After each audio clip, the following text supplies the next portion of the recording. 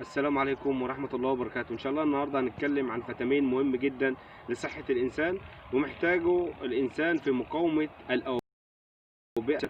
هذا الفيتامين مقاوم للأورام والخلايا السرطانية، مقوي لجهاز المناعة جدا مع نبات الإشناسيا أو فيتامين سي. مهم جدا لنمو، مهم جدا لصحة العظام والمشاكل في المفاصل. فيتامين سي مهم جدا لصحة القلب والأوعية الدموية، مقاوم للأكسدة. فيتامين سي موجود بكثرة في الخضروات، في الفاكهة، موجود في الفجل، موجود في الجرجير، موجود في الكرنب يعني الملفوف بأنواعه.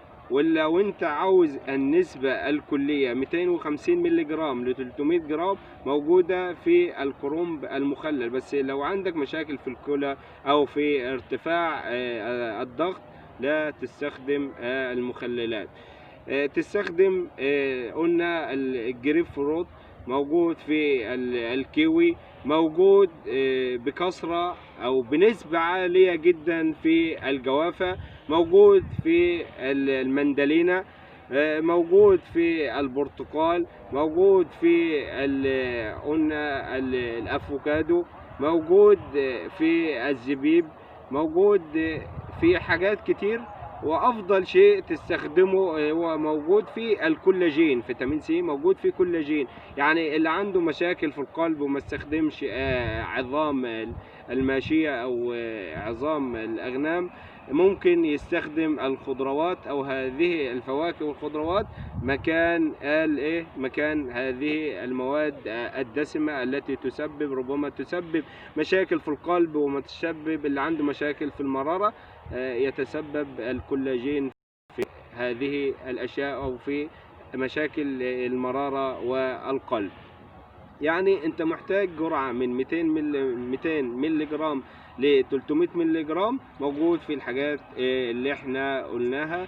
وتستخدم الإشناسيا او الإخناسيا، موجود لرفع المناعة، وهي هذه العشبة من أكثر عشبة متداولة على مستوى العالم، واستخلصوها في كبسولات موجودة في الصيدلية. هذه الكبسولات اسمها أميولانت أو أميولانت بلس. ممكن تستخدمها لو عندك مشاكل في القولون، عندك مشاكل في يعني مشاكل هذه الخضروات بتسبب مشاكل انتفاخ. ممكن يعني لو عندك انتفاخ أو سببت لك أي شيء تستخدم الشمر. لابد أن يكون عندك توعية غذائية وعندك توعية في الأكل حتى تكون صحيح ومعافى. وأتمنى لكم الصحة والعافية، والسلام عليكم ورحمة الله وبركاته.